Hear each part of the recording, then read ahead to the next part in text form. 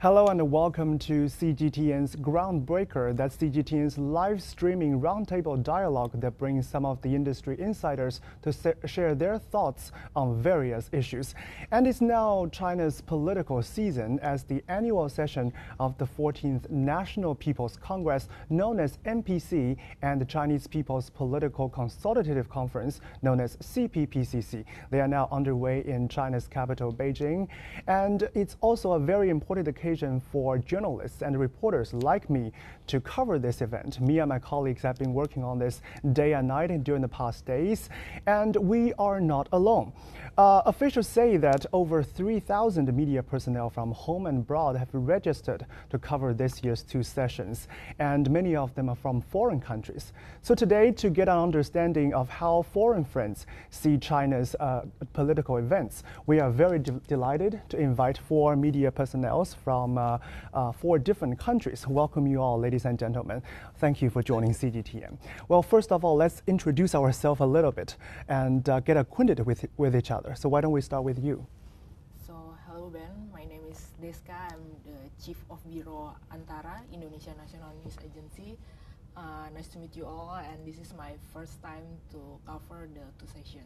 And Mr. Salam, we have known each other because we worked in the past days for several times. So, but the audience may still don't know you. So please tell the audience about something. Yeah, thank you very much. This is my third time to the China and first to cover this two session. It is a great honor for me and also a pleasure to me to be part of this your show. Mm-hmm. And thank you very much. Thank you for joining us. We'll catch on with a lot of topics in our programs later. And how about you? Hello, everyone. My name is Damira Ibranovic. I'm from Bosnia and Herzegovina, from Radio Television of Federation of Bosnia and Herzegovina. This is my first time to be here in China, covering two sessions.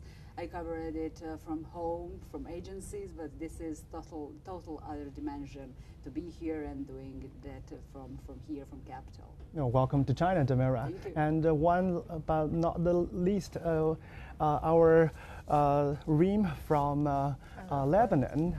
Yes, tell us, audience, about hello something. Everyone, it's great to be here. I'm Reem Hani, a Lebanese journalist from Akhbar newspaper. It's my second time in China, but my first time in covering the two sessions. And so far, it has been a very unique experience. Right. So basically, we five of us come from different parts of the world, from Southeast Asia to Central and Eastern Europe. So you've all come here to cover the two sessions, and some of you come here to come to China even for the first time. So why don't we start, with your perceptions to China?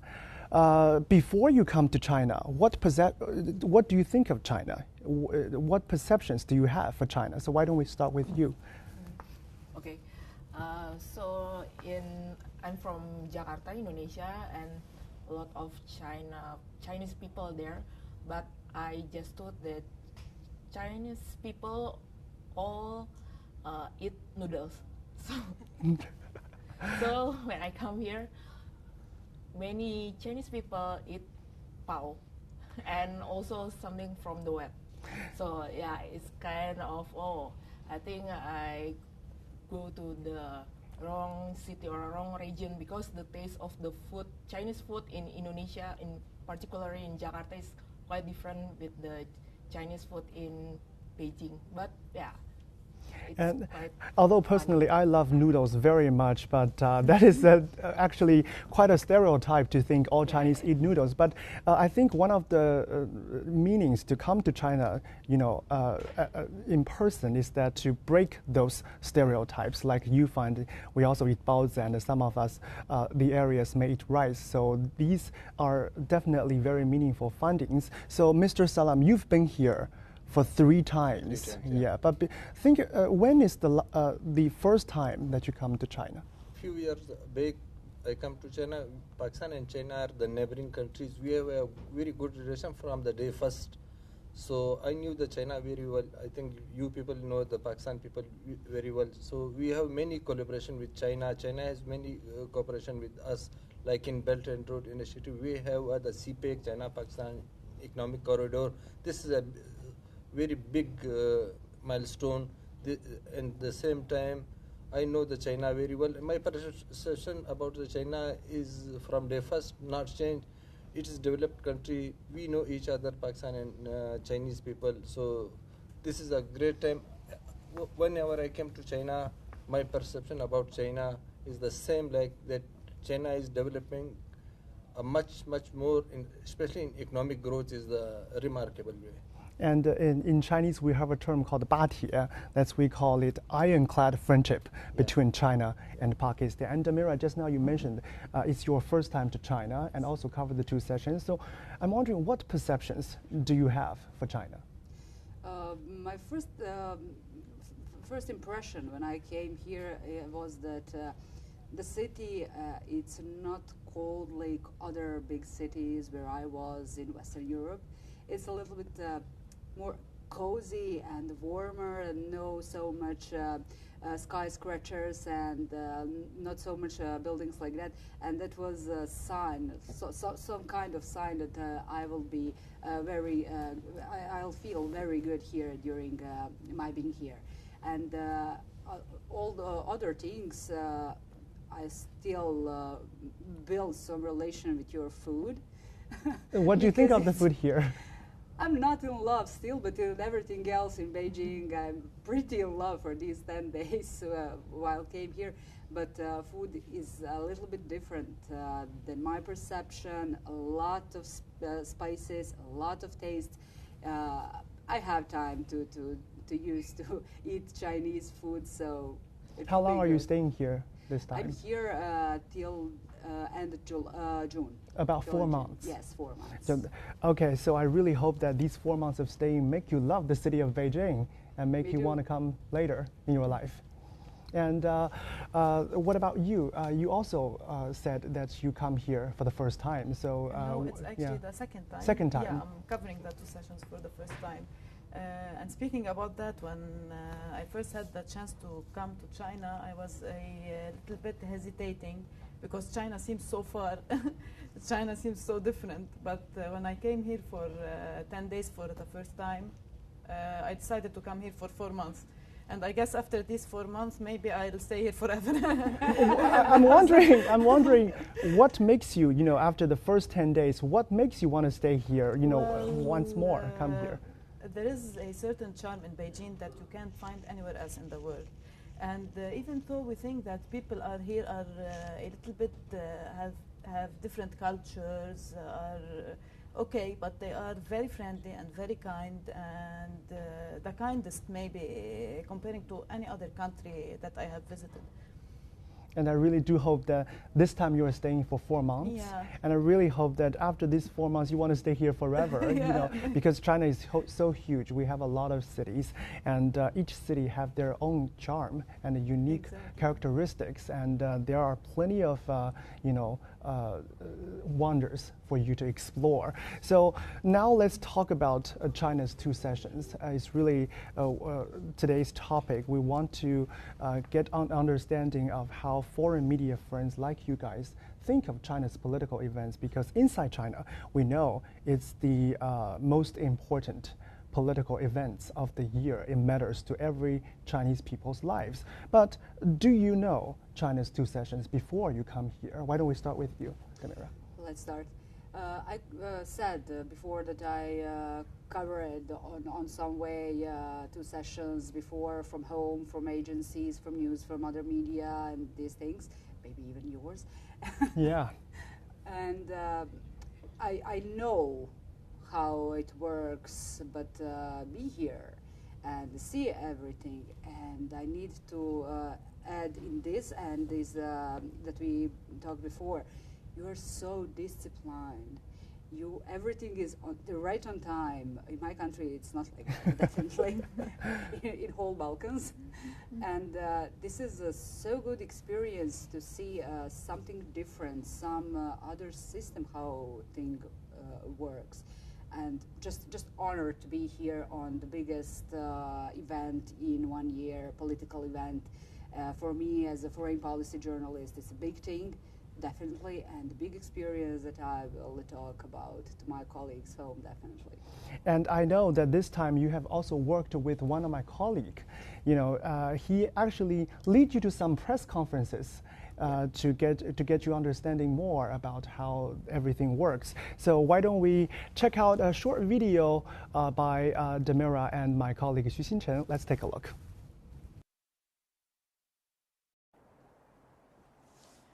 Hello from Beijing. I'm Damira with FTV from Bosnia and Herzegovina. I'm Xinchen with CGTN. It took me like 30 hours to reach here. And we're right now in the Chinese capital covering the second session for the 14th National People's Congress and the Chinese People's Political Consultative Conference. They actually been met for the first time during the opening sessions. Yes, you're right.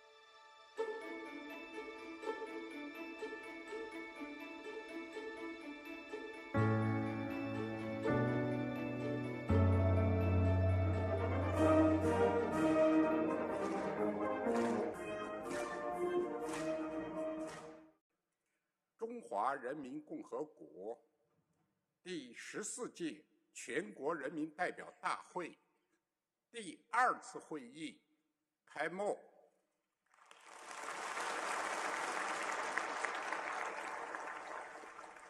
And during the opening ceremony, China's Premier Li Qiang delivered the government work report that shows the roadmap for development in the year of 2024, setting the growth target at around 5%. But it's more than just about economic growth, right? Of course, and everything was full of international journalists who came in China to report about everything that you said and more. I am one of them. I'm here for first time to cover 2 sessions, the first time in China. As a journalist, foreign policy journalist from a small European country, I have a great honor and such a pleasure to be here and doing my job from Chinese capital. And in fact, we went to the press conference for China's foreign policies. It's another early morning. Yes. You have your coffee? Yes, I have my coffee to wake up well because we are here in this venue to go to President of the Ministry of Foreign Affairs of China.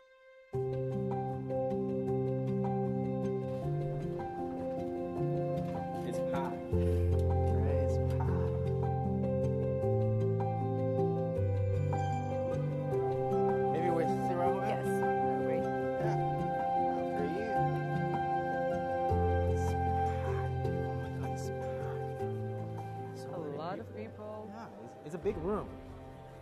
I expect kind of this because this is really important event for all international journalists, so you in China too. So for my audience at home, mostly they wanted to know something new about policy put in my language, that is Belt and Road Initiative. Oh, the Belt and Road Initiative. Yeah, Yes. because my country is a part of that project, and that could be very, very important for us. Chinese people never late.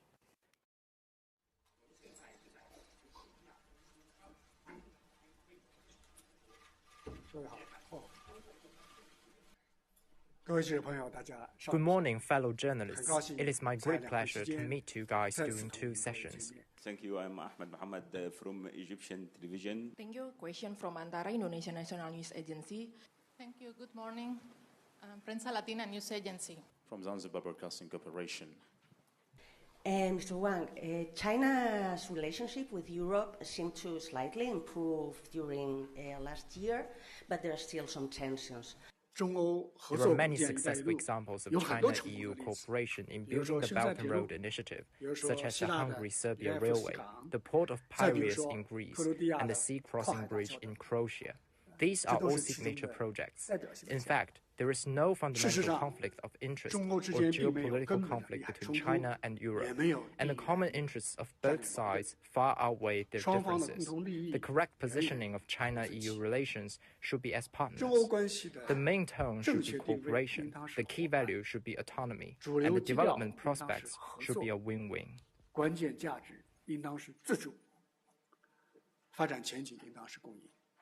The press conference actually involved quite a lot of discussions about Europe. Yeah, definitely. China's standing is that Europe is very important, and Minister said something like, I'm not sure have I these exact words, but that Europe knows that without a stable China, there is not stable world, and the opposite. It was quite interesting. It's been a packed week or so for journalists from both China and, of course, elsewhere around the world. What are some of the feelings that you get from your reportings during the past few days? This was something new for me, and pretty exciting. I need to admit. As a journalist, foreign journalist from a small country, this is an honor to came here to such a big, such important country for the world. Like China is from capital reporting about the most important political event in the year. It was a great thing. I hope I'll be back. Yeah, maybe next year. Yes. Damira from FTV. Xu Xinchen, CGTN. Reporting from Beijing. Just now we've seen your reporting with my colleague Xu Xinchen. I think you guys have all been to the press conference of by the foreign minister, right? So I'm wondering, covering the two sessions, as a foreign journalist, what do you expect to get from the two sessions? So why don't we start with you? What we expect to get? Yeah, from the different press conferences, or what are some of the areas that you care the most as a foreign journalist? Okay, so the economy is an area where we are all interested in during the two sessions because it's on the top of the agenda of the 2024 NPCs of the two sessions. When it comes to me, what was really interesting in this area is what Prime Minister Lee referred to in his annual speech as the rural revitalization. Rural revitalization. So why do you think that's important? It's you very want to know important this? Because, so while everyone admires the fact that China has made a miracle in the last century by lifting hundreds of thousands of people above the poverty line, we should not forget that there is a huge work that's still going on because the mission isn't fully accomplished yet. The work isn't over yet because China is trying to make sure that these people won't be slipping back into poverty. So, and last year a huge work was done in this area specifically. For example, I heard that 99% of these people now have access to basic medical insurance, free basic medical insurance. Lots of them were relocated from inhospitable areas to other areas. They now have access to employment, and there is a development in the infrastructure, especially in building railways and others. And another topic, and by the way, this is when we say that China is achieving such goals, it doesn't only benefit China, because with such a huge population and such a huge landscape and resources, these goals benefit the whole world. I remember, for example, in 2022, the World Bank issued a statement in which it says that China helped reduce poverty, global poverty, by 3/4. So China is helping the whole world, the whole planet, not only its people. And the same thing goes to environment, okay? So unlike other countries, for example, unlike Western nations, and I'm mentioning the United States right now because it's one of the main contributors in pollutions, China is taking this problem very seriously. We've seen that it has been breaking world records, and it's the country that is producing and installing the most solar panels, for example, in the whole planet. So, yes, and I believe that more progress will be made in these two areas according to the 2024 plan. And just now you were talking about the environment. I think as a Chinese, I think we have this real sense of experience to really know the environment is actually changing. Because I remember in the 2000s when that time, the reportings about China's weather, the fog, the smog. But now, after the years passed, we have really seen that each year the air quality is getting better and better. And now you've also seen that the government is using policies to promote people are using clean energy. For example, the NEV market, the new energy vehicle market. Why? I think one of the factors why China's NEV market is developing that quickly is the government's policy. For example, in the city of Shanghai, it's extremely hard to get a car plate, even if you have the money to buy a car plate. But if it's a green car or a NEV, you can get a car plate without waiting. So that encourages people to buy new energy vehicles. And now Shanghai, I think over 50% of the cars running on road are new energy vehicles. Yes, and when I caught up with some Arab friends who are living in other regions, and when they came to Beijing, the first thing they pointed out to was the air quality, the improvement in air quality. They told me that a few years ago the air smoke was much worse, and now there has been a big improvement on this level. Yeah. So I was experienced because in first time I came few years ago in Beijing. When we woke up in the morning, there was a smoke and fog. So when I came second time and third time, the clear sky. Even I see the sky on stars on the skies at night. This is very amazing. In big city, if you are lighting, there is a problem to see the star. But I see the star very clear. The sky is so blue sky. So yeah, so I think it's really nice, and I'm glad to see that you guys come here and see those improvements, especially in environment, with your own eyes, instead of just seeing those images with some filters. And just now, in Xu Xincheng's package with you, you've been to the press conference by Foreign Minister Wang Yi. I'm wondering, what is your focus there? And tell us something, your experience of the conference. About my expectation of that press conference, it was that Chinese government maybe can give some I don't know to say, don't use biggest words, to offer some solution maybe, or some plan for that war in Gaza for Palestinians, because Chinese delegates in United Nations days before have a very correct moves in that way. We just get promise that China will continue to support Palestinians. So I hope that China will do something concrete, because China have strength to do that.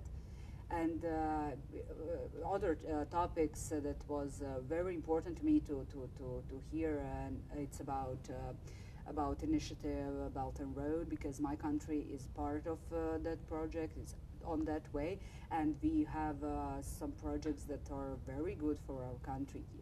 Yet they're over in our whole region, whole Western Balkans have very good influence of that project, and I hope that these projects will continue, like Minister of Foreign Affairs said on press conference, that Europe will be on some way in focus of that initiative. Yeah, and just now, like you said, peace and stability is always very important, especially given the current situations. I think Foreign Minister Wang Yi has repeatedly saying this in different occasions, and he emphasized at the press conference yesterday that China is supporting Palestinians' right, to form its own state, nation. And by talking about this, seeking or promoting peace and regional peace and stability, Desca, you have raised the question to Foreign Minister Wang Yi. And before we're talking about, let's first get a look at what questions did Desca raise to the Foreign Minister. Let's take a look. Thank you. Question from Antara, Indonesia National News Agency. In July 2023, China and ASEAN member countries agreed to foster the negotiation for a binding code of conduct for South China Sea. But regarding this kind of situation currently, is China still optimistic for the negotiation? And if so, what does China offer for more harmonious and peaceful for the code of conduct in South China Sea? Thank you. 印尼安塔拉通讯社，2023年7月，中国与东盟国家一致同意推动谈判，推进达成具有约束力的南海行为准则。为营造南海和平和谐环境，中方将在推动达成南海行为准则方面提出什么方案？中国人民在南海世代生活，南沙诸岛早已是中国政府依法管辖的领土。今天的南海又是世界上最繁忙、最安全、最自由的海域。几十年来，全球50%的商船，1/3的海上贸易航经于此，从未受到过任何的干扰或者阻碍。所以，环顾当今动荡的世界，南海保持着和平稳定，这离不开中国和东盟国家共同做出的努力，诸为不易，弥足珍惜。So, Desca, just now we've heard your questions about the South China Sea. So, why do you want to raise this question? Why do you think it's important? Because Indonesia is part of Southeast countries, and the South China Sea is like the borders, China and also Philippines and also Vietnam and Brunei Darussalam. Sorry for my voice. It's like latent problems in Southeast Asia countries. But we cannot just make it or just complain without doing anything. So because the negotiation is very, very long, since I think I read some negotiations start from the 1997 and then just started again in 2002, but it delayed in 2019, and now even last week we watch the short video about the clash Philippines and also China ship in the South China Sea. So as the part of ASEAN countries, Indonesia, and because I work from Antara, Indonesia National News Agency, I think it's important to me to asking questions that related and what we can get from China and moving forward from this situation, not only waiting for something, just fighting the class repeating and they're repeating, but we have to make something and moving forward for this situation. I think it's something like that I want to know from Foreign Minister Wang Yi, and he also said China will continue the negotiation with two core principles. I think he always, and he said it before, but maybe some people forget, or maybe we have to be refreshed about the China commitment regarding the South China Sea. Sorry. So I think China is really consistent with its commitment for negotiation, the code of conduct. Yeah, and I think it's really important for both sides to keep calm and back to the negotiation table. I think China's efforts, to negotiate on this conflict never stops. But there are some challenges. But let's hope for, hope for the two sides will keep calm and maintain a peace and a stable regional situation. And Mr. Salam, you didn't got a chance to raise a question to the foreign minister that day, but if you had a chance, what question will you ask to foreign minister? About the CPEC, because CPEC is the biggest and the most important project for both countries. We have benefited many projects by the Chinese one in Belt and Road Initiative. CPEC, Gwadar is also beneficial for the Chinese because it is near to the China to cover the Gulf region. Gulf, we mean warm water. So it is not a time because too many questions were raised, so I didn't get a chance. So it doesn't matter. Next year, I hope I will get the chance to raise these questions. Yeah, just try to raise your hands more times to let the foreign minister see you. Try, but I feel that it was not at the moment. I was some not lucky one. And just now you were talking about the CPEC. That's the full name is China-Pakistan Economic Corridor. Actually, that's one of the key projects under the Belt and Road Initiative. And by the way, mentioning Pakistan, it joins the Belt and Road Initiative. It's one of the earliest countries to join the BRI in 2013. So to get more understanding of CPEC and the BRI, and also your observation of the two sessions, let's take a look at the short video made by me and also Mr. Salam.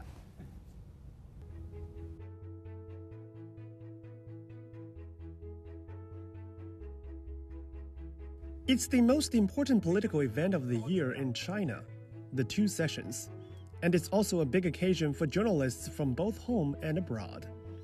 I met a journalist from China's ironclad friend, Pakistan. Mir Salam Khan has been to China for 3 times, but it's his first time to the two sessions.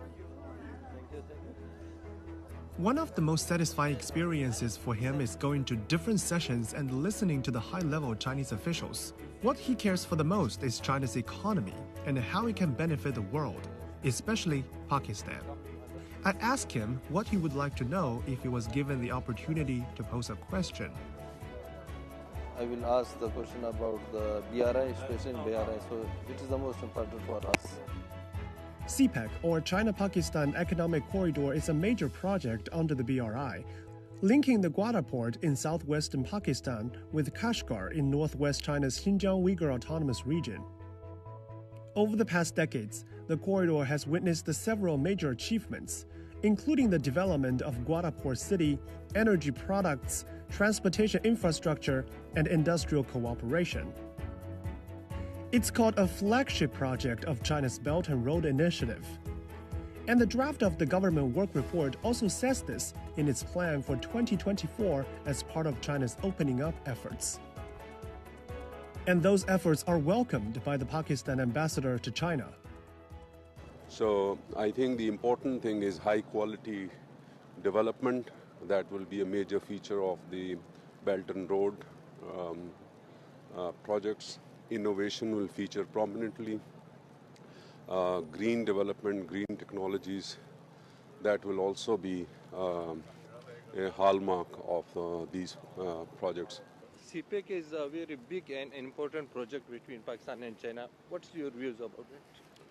Yes, CPEC is very important. It is a pioneering project of Belt and Road Initiative.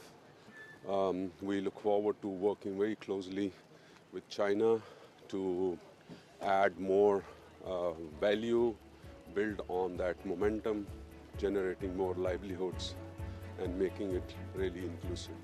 And these 2 days you've been to different occasions, including the press conference this afternoon. So how do you feel?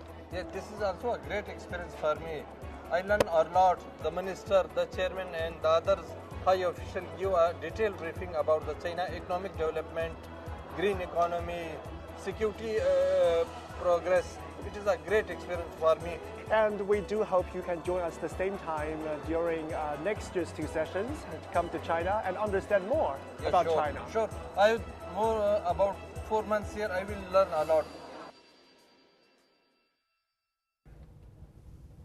So all the 4 countries have joined the Belt and Road Initiative. Pakistan joined the Belt and Road Initiative in 2013, became one of the earliest countries to do so. And Indonesia joined the initiative in 2018, although relatively a little bit late. But actually, it's in Indonesia in 2013 that President Xi Jinping first proposed the idea of the so-called Maritime Silk Road. And then the Maritime Silk Road became a very important part of the BRI. And Bosnia and Herzegovina and Lebanon have both joined the initiative in 2017. So as a Chinese, we know that Belt and Road Initiative is really a initiative that boosting cooperations among countries. But what about people in your countries? How are their perceptions of BRI? Do they know BRI? Why don't we start with you? Yes. Okay, so even those who aren't really digging deep into BRI as average citizens, they seem to like the Chinese culture and they seem to welcome Chinese cooperation. For example, I'm talking on the culture cooperation level. The first institute to teach the Chinese language in the Middle East was opened in Lebanon, okay, the Confucius Institute. And we can see that lots of students are really excited and interested in learning the Chinese language and then coming here to China to continue their education and live in China. China, there have been also some kind of cooperations on other levels, like for example, China is sending peacekeeping forces to Lebanon. They are providing medical aids and others.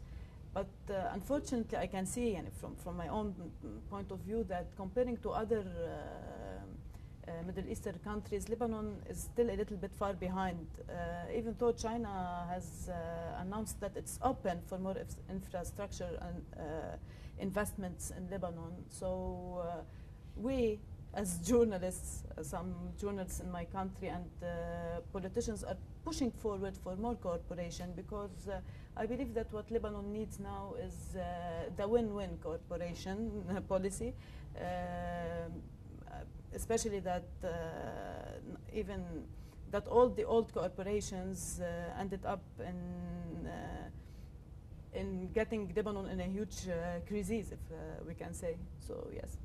And what about in your country? Because China is now building a lot of infrastructure projects in Middle and Eastern Europe, like the Hungarian railway. That's a very huge one. So do people in your country talk about it, or, you know? People in my country know that Chinese invest some big money in our country to build our roads, our railways, to, I don't know, bridges. And that the Chinese are present in our region, mostly in Serbia, our neighbor, and that is everything that they know. But my colleagues in my department and I, we're trying to teach people how that money comes. It's not why Chinese just love Bosnians and people in Balkans and came with some money. This is a system. This is a global project initiative. So we need to know, people in my country need to know that we are a part of some big thing that happens that could bring, and I hope that will bring really a big change in whole that way of initiative Belt and Road. Mm-hmm. And Mr. Salam, I think in Pakistan the initiative has been there for over a decade, and we've seen some concrete projects like the CPEC you just mentioned, and your Sindek Metal Project, Dudar Metal Project, many green energy projects, many projects across the Pakistan are going on between the Pakistan-China economic corridor policy. And so how does this project change lives of the people there? Yeah, the life of people will be improved because people and government believe that China has a good advanced technology, hard-working people, disciplined people, so they will benefit from the BRI. Apart from BRI, Pakistan and China has the long from the day first they have the good relations. So we have a very good quotation. You may heard that Pakistan and China friendship is deeper than ocean, sweeter than honey, and higher than mountains. So this is not the BRI is not the only one, and CPEC is the only, I think, the part of this. We have JF-17 Thunder airplane project, fighter project, which is some best quality aeroplanes, fighter aeroplanes in the world now. It is categorized. So Pakistan-China economic corridor is the, apart from that, you will be amazed that in our city, Quetta, Balochistan, where the CPEC last deep sea port Gwadar is in our province. 50 years before, 2 Chinese young men came and make a hotel there, and these soup are so famous still now, and they people are now gotten old one, but the cuisine of China start from 50 years ago. So you know the people of China and Pakistan, Balochistan, they have deeply rooted good relation from the day first. You know better than me. That's a really lovely story about the cuisine. If you came, I invite you all. I will taste the good soup, especially in the winter season, because Chinese. Apart from that, I visited many provinces like Shenzhen, Shanghai, Xi'an, Shenzhen, Beijing. China has not only the quality in these days. In past, if you go to the Great Wall, see, I go to the in Xi'an province, terracotta. China has the most disciplined nation. Not only now, in past also. Terracotta amazed me. The Great Wall amazed me. Many other things in past 100 and 1,000 years ago. It's mean that China has not developed in this era. Also in the past too. So the most impressive thing that inspired me, the discipline of China people's, hardworking. Also there's so humble.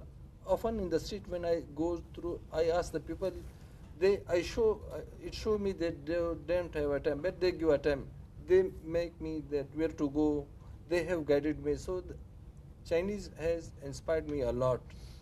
Not only the Chinese people, Mao Zedong, and then now the current president, the Xi Jinping, is inspiring personalities. They make change the whole China, not the China. Now China is becoming the global power in economics, also in technology. So all the things that will inspire me is the best way. And just now, you talked about technology cooperation, because the Belt and Road Initiative has really developed for over a decade. In the beginning, there are more cooperation, like in infrastructure, like building roads, bridges, those kinds of things. But now China is promoting the idea, because when it comes to another decade, China also wants to upgrade the Belt and Road Initiative. Now we are calling it a high quality development of the BRI. So instead of just developing like infrastructure, building roads, bridges, those kinds of things, future cooperations, like written in the government work report this year, will be focused on like green economy, like innovation, technology. And by talking about technology, I think one very huge project last year in Indonesia is the railway, the high-speed railway project. So as a reporter, have you been able to talk to people there, and how do they think of, this changed their lives? Yeah, first of all, I came here in Beijing on August, but the Jakarta-Bandung speed train open for public on 14th October, so I missed. You missed the run of the train, yeah.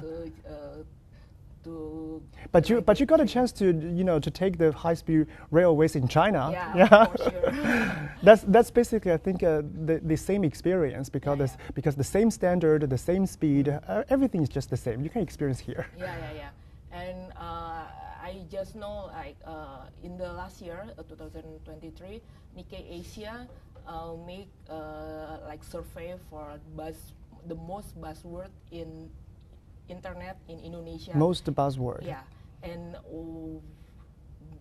you want to guess, or I just spill the answer? So the most buzzword according to Nikkei Asia is WUS. WUS is the name of speed train Jakarta-Bandung. So I think and even WUS already got passenger for 1 million passenger only in 4 months. 1 million passengers? No, 2 months, from October to December. So it's really popular in Indonesia, because for 150 kilometers only for 30 minutes, like from Beijing to Tianjin. It's just the same Jakarta-Bandung distance, and very convenient and very fast and very punctual. So yeah, it's very convenient. I think Indonesia people not so familiar with Belt and Road Initiative. What kind of terminology is it?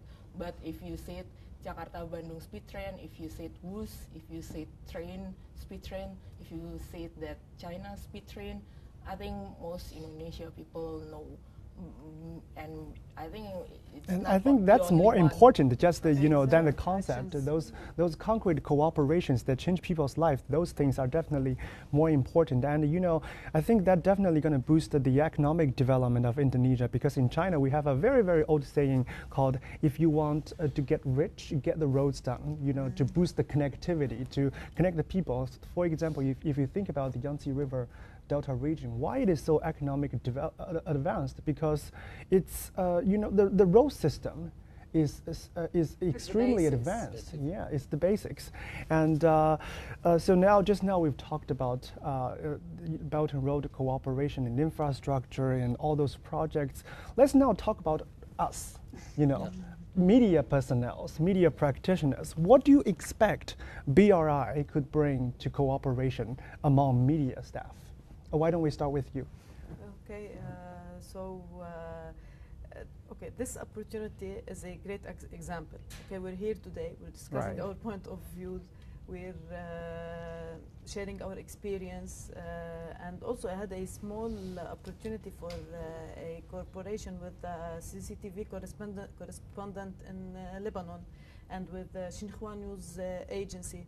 So in the future, we hope that this cooperation will be more consistent and more organized, so we can help each other and benefit from each other experience under the BRI initiative. Mm-hmm. And networking in this job is one of the best resources, most important. At home or internationally, but networking, and again networking, definitely. And here we have that opportunity because the journalists from whole world are here. And like she said, this moment is a great proof of that. And that we see my segment from your program with your colleague. That is the way that I learn something definitely new, because that way of doing stories, it's not common in my country. No one does do that. So I definitely from China bring home something new that maybe can make change on our Bosnian media story in all. I think it's a mutual learning thing. Not only you are learning from us, bring something new to you, we are also learning each time when working with colleagues, media personnel from different countries, that we are also getting something new. So it's mutual learning, and it's good to have this not only infrastructure cooperation, but also people-to-people exchanges. I think that's really the meaning of people-to-people exchanges. And this time I've also had a very lovely experience of working with Mr. Salam. So what do you expect we could work on in the future? Yes, working together makes the both country experience to share, to improve their skills, to improve their way of living style. So you said that BRI is the most important project. In me, CPEC is the part of this. Also in the past, when we compare that Great Silk Road, because the Pakistan and China has the border near to our Gilgit, so we have experienced that this road, this CPEC will make the changes, the better changes in our life, especially in the Pakistan people. So also China will be beneficial from this CPEC. So you said about the journalists across the countries we have here gathered, so we learn from each other. Also we enjoy the life here, the cuisine of Chinese, especially the Xinjiang province cuisine. I like it because it is similar to us.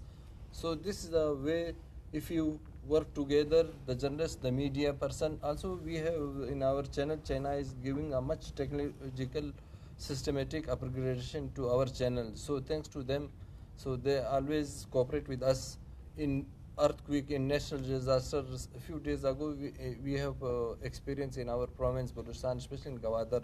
The Chinese government, the Chinese COPEC, China's overseas port handling company, help the people to evacuate, give them the food items, any other assistance they will given to us. So thanks to them, good experience with us in China and Pakistan, always be a friend and will be remain.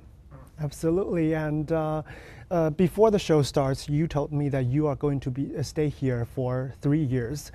Right, 3 years. It's not that long, actually. And you will have a lot of experience, experience maybe in the future to work with different media organizations. So what do you expect, to working with Chinese medias? So my 6 months impression before the 2 sessions, the Chinese media and Chinese reporter is very disciplined, and it's very what the word is. It's not so. But discipline, I think it's a good word too. I'll take it as a compliment. Okay. Yeah. Yeah. So, but in the 2 sessions, I saw with my eyes the Chinese media also do the spontaneous interview. In my country, the name is doorstop. So the speakers just stay there, and then people will just asking a lot of questions without listing question like the press conference, the formal, and so straightforward interview. And I think, wow, they also do that. So yeah, that's our actually everyday job. That's our everyday job to ask those straight questions, to try to, because every time you see the press conference, after the press conference, all the media, especially Chinese media, will run towards the front row to try to get the last chance of asking questions to the media. This is a habit of journalism. Yes, it's the same. We do that every day. Not so often for me with the Chinese media. So that's also something new. Yeah, I think, wow. They are still the media that I know before. So I just know it that the Chinese media also have a right to ask the question with their own perspective, and with if they curious to something, they just ask it. It's quite a new experience for me, and I think if we all journalists have that kind of perspective, we can work each other, I think. Right, and that's something that you will find, when you are here. When you cover the 2 sessions, you will see, okay, that's also how we do the job, right? So, ladies and gentlemen, it's really lovely talking to you guys. So just now we were talking about the Belt and Road Initiative, and as this initiative entering a new chapter of what we call a high quality development, I believe a deeper level of cooperation, like the media cooperation, like the dialogue we have today, will take place more often in the future. And I think as media together, we can also be a strong force to promote what China calls a shared future for mankind. So, ladies and gentlemen, thank you again for joining CGTN. Thank you very much. I'm Movin from CGTN, and that's the end of our program, and see you next time.